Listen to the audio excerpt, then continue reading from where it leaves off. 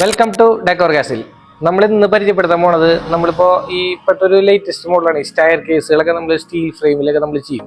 അപ്പോൾ നമുക്ക് അതിൻ്റെ ടോപ്പിൽ നമ്മൾ പാനലിങ് നമ്മൾ സാധാരണ വുഡിൻ്റെ ഉണ്ടാവും, അതേപോലെ ഇപ്പോൾ തേക്കിൻ്റെ പാനലിങ് ചെയ്യും, അതുപോലെ തന്നെ മഹാഗണിയുടെ പാനലിങ്, അങ്ങനത്തെ കുറേ കാര്യങ്ങളുണ്ട്. പിന്നെ ചിലർ റബ്ബ് വുഡിൽ ചെയ്യുന്നവരുണ്ട്.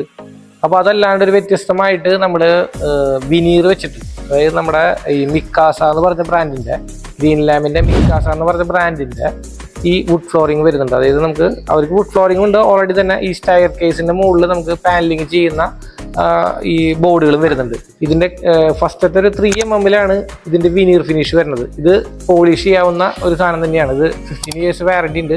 അപ്പോൾ നമുക്ക് ഇത് പോളിഷ് ചെയ്യാം. അതായത് നമുക്കൊരു 5 year കഴിഞ്ഞ് പോളിഷ് ചെയ്താലും ഫ്രഷ് പോലെ നമുക്ക് നിൽക്കും. ഇത് തേക്കിന് പകരം ചെയ്യാവുന്ന ഒരു സംഭവം തന്നെയാണ്.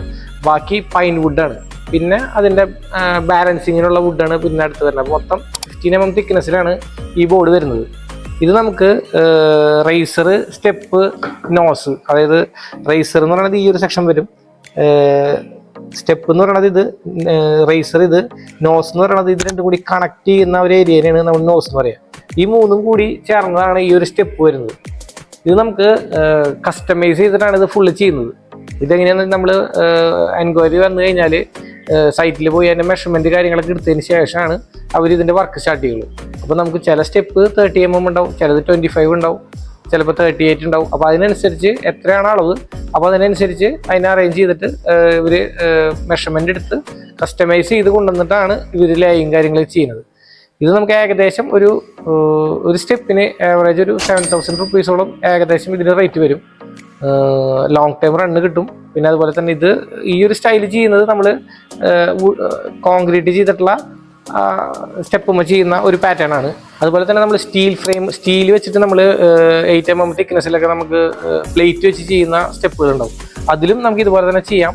അതെന്ന് വെച്ചാൽ നമ്മൾ യൂണിബോർഡ് എന്ന് പറഞ്ഞിട്ടുള്ള ഒരു സ്റ്റൈലിലുള്ള പാറ്റേൺ ആണ്. അതും 15 mm തിക്നെസ് ഉണ്ടാവും. അത് നമ്മൾ അതിൻ്റെ ടോപ്പ് ലെവലിൽ പ്ലൈ വെച്ച് കറക്റ്റ് ഈക്വൽ ചെയ്ത് കൊടുക്കണമായിരിക്കും. അപ്പോൾ നമുക്ക് ഇതിൻ്റെ മുകളിൽ ഈ ഒരു ഷീറ്റ് വെച്ചിട്ടാണ് ഒരു പാനൽ ചെയ്ത് കൊടുക്കുക. അപ്പോൾ നമുക്ക് അതിന് സ്റ്റെപ്പ് മാത്രമേ ഉണ്ടാവുള്ളൂ, റേസർ ഉണ്ടാവില്ല. കാരണം വെച്ചാൽ അത് ഗ്യാപ്പ് ഉണ്ടായിരിക്കുമല്ലോ നമുക്ക് അതിൻ്റെ ഇടയിൽ.